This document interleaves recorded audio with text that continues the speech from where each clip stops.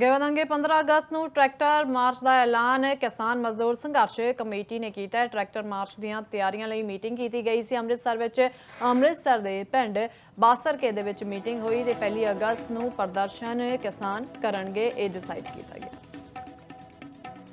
मैं सरवण सिंह पंदेर किसान मजदूर संघर्ष कमेटी पंजाब से दोनों मोर्चों का कोऑर्डिनेटर।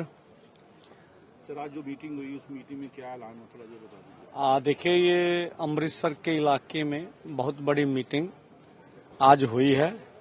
ये हम लोग जो 30 को जत्था 30 दिसंबर को जाएगा उसकी तैयारी कर रहे हैं और 20 को अमृतसर का पहला जत्था दूसरी ओर से रवाना होगा, उसकी तैयारी के लिए आज मीटिंगें कर रहे हैं। इसी के साथ साथ जो 1 अगस्त को जो हरियाणा के 3 IPS अफसर और Haryana police civil police service के जो ऑफिसरों का सम्मान कर रही है केंद्र अथवा हरियाणा सरकार, जिन्होंने किसानों के ऊपर गोलियां चलाई, उनके ऊपर हंजू गैस इस्तेमाल किया, उनके किसान शहीद हुए, जख्मी किए, उनको सम्मान करने का पूरे देश भर में हम लोग विरोध करेंगे और मोदी सरकार का अर्थी दहन करेंगे।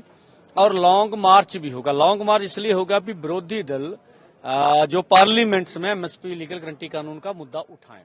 इसी के साथ 15 अगस्त को सभी मांगों के ऊपर ट्रैक्टर मार्च होगा। ये ट्रैक्टर मार्च पूरे देश भर में होगा। देश के लगभग 17-18 स्टेटों में चलेगा। हम लोग अमृतसर में ये लगभग अटारी बॉर्डर से शुरू करके गोल्डन गेट से आगे तक ये मार्च करेंगे और जो नए क्रिमिनल लॉ मोदी सरकार लाई 1 जुलाई को लागू हुए, उनकी कॉपियां हम लोग जलाएंगे। इसी के साथ साथ हमारा 1 सितंबर को यूपी में बड़ी महारैली होगी दोनों फोरमों की ओर से। इसी के साथ साथ 15 को जींद में हरियाणा में महारैली करेंगे दोनों फोरम। 22 को पिपली में बड़ी महारैली हम लोग करेंगे 22 को। तो ये सब आने वाले समय में हमारे कार्यक्रम है। शंभू का मोर्चा आने वाले समय में और मजबूत करेंगे, बढ़िया करेंगे।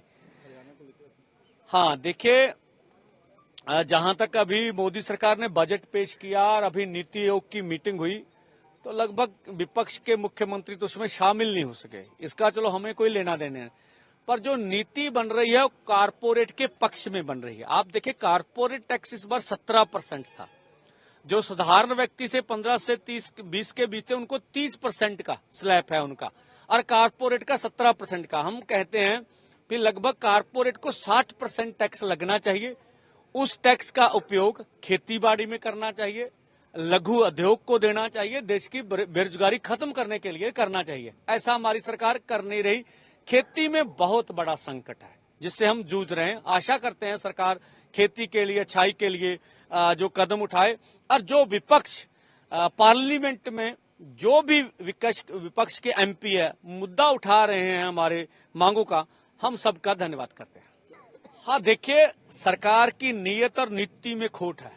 सरकार नहीं चाहती कि खेती का संकट हल हो। सरकार कारपोरेट के पक्ष में नीतियां में चल रही है। और देखिए, अगर किसान की बात नहीं सुनी गई, उसका सम्मान नहीं किया गया, तो मोदी सरकार ने बहुत बड़ा सियासी नुकसान उठाया है। आने वाले समय में हरियाणा के इलेक्शन है, महाराष्ट्र के हैं, आने वाले समय में और स्टेटों के इलेक्शन है। अगर हमारी बात नहीं सुनती है मोदी सरकार, तो देश के किसान मजदूर इसके बारे में सोचेंगे कि इस तरह की सरकार हमें चाहिए या नहीं चाहिए। ਗੇਵਨੰਗੇ 15 ਅਗਸਤ ਨੂੰ ਟਰੈਕਟਰ ਮਾਰਚ ਦਾ ਐਲਾਨ ਕਿਸਾਨ ਮਜ਼ਦੂਰ ਸੰਘਰਸ਼ ਕਮੇਟੀ ਨੇ ਕੀਤਾ ਹੈ। ਟਰੈਕਟਰ ਮਾਰਚ ਦੀਆਂ ਤਿਆਰੀਆਂ ਲਈ ਮੀਟਿੰਗ ਕੀਤੀ ਗਈ ਸੀ ਅੰਮ੍ਰਿਤਸਰ ਦੇ ਪਿੰਡ ਬਾਸਰਕੇ ਦੇ ਵਿੱਚ ਮੀਟਿੰਗ ਹੋਈ ਤੇ 1 ਅਗਸਤ ਨੂੰ ਪ੍ਰਦਰਸ਼ਨ ਕਿਸਾਨ ਕਰਨਗੇ ਇਹ ਡਿਸਾਈਡ ਕੀਤਾ ਗਿਆ।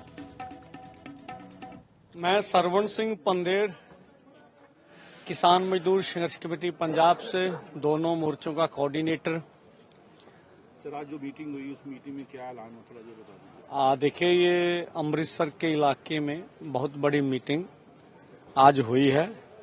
ये हम लोग जो 30 को जत्था 30 दिसंबर को जाएगा उसकी तैयारी कर रहे हैं और 20 को अमृतसर का पहला जत्था दूसरी ओर से रवाना होगा, उसकी तैयारी के लिए आज मीटिंगें कर रहे हैं। इसी के साथ साथ जो 1 अगस्त को जो हरियाणा के 3 IPS अफसर और हरियाणा पुलिस सिविल सर्विस के जो ऑफिसरों का सम्मान कर रही है केंद्र अथवा हरियाणा सरकार, जिन्होंने किसानों के ऊपर गोलियां चलाई, उनके ऊपर हंजू गैस इस्तेमाल किया, उनके किसान शहीद हुए, जख्मी किए, उनको सम्मान करने का पूरे देश भर में हम लोग विरोध करेंगे और मोदी सरकार का अर्थी दहन करेंगे। और लॉन्ग मार्च भी होगा। लॉन्ग मार्च इसलिए होगा कि विरोधी दल जो पार्लियामेंट्स में एमएसपी लीगल गारंटी कानून का मुद्दा उठाएं। इसी के साथ 15 अगस्त को सभी मांगों के ऊपर ट्रैक्टर मार्च होगा। ये ट्रैक्टर मार्च पूरे देश भर में होगा। देश के लगभग 17-18 स्टेटों में चलेगा। हम लोग अमृतसर में ये लगभग अटारी बॉर्डर से शुरू करके गोल्डन गेट से आगे तक ये मार्च करेंगे और जो नए क्रिमिनल लॉ मोदी सरकार लाई 1 जुलाई को लागू हुए, उनकी कॉपियां हम लोग जलाएंगे। इसी के साथ साथ हमारा 1 सितंबर को यूपी में बड़ी महारैली होगी दोनों फोरमों की ओर से। इसी के साथ साथ 15 को जींद में, हरियाणा में महारैली करेंगे दोनों फोरम। 22 को पिपली में बड़ी महारैली हम लोग करेंगे 22 को। तो ये सब आने वाले समय में हमारे कार्यक्रम है। शंभू का मोर्चा आने वाले समय में और मजबूत करेंगे, बढ़िया करेंगे। हाँ, देखिए, जहां तक अभी मोदी सरकार ने बजट पेश किया और अभी नीति आयोग की मीटिंग हुई, तो लगभग विपक्ष के मुख्यमंत्री तो उसमें शामिल नहीं हो सके। इसका चलो हमें कोई लेना देना है, पर जो नीति बन रही है वो कारपोरेट के पक्ष में बन रही है। आप देखिए, कारपोरेट टैक्स इस बार 17% था। जो साधारण व्यक्ति से 15 से 20 के बीच थे, उनको 30% का स्लैब है उनका, और कारपोरेट का 17% का। हम कहते हैं कि लगभग कारपोरेट को 60% टैक्स लगना चाहिए। उस टैक्स का उपयोग खेती बाड़ी में करना चाहिए, लघु उद्योग को देना चाहिए, देश की बेरोजगारी खत्म करने के लिए करना चाहिए। ऐसा हमारी सरकार कर नहीं रही। खेती में बहुत बड़ा संकट है जिससे हम जूझ रहे हैं। आशा करते हैं सरकार खेती के लिए, अच्छाई के लिए जो कदम उठाए। और जो विपक्ष पार्लियामेंट में जो भी विपक्ष के एमपी है मुद्दा उठा रहे हैं हमारे मांगों का, हम सबका धन्यवाद करते हैं।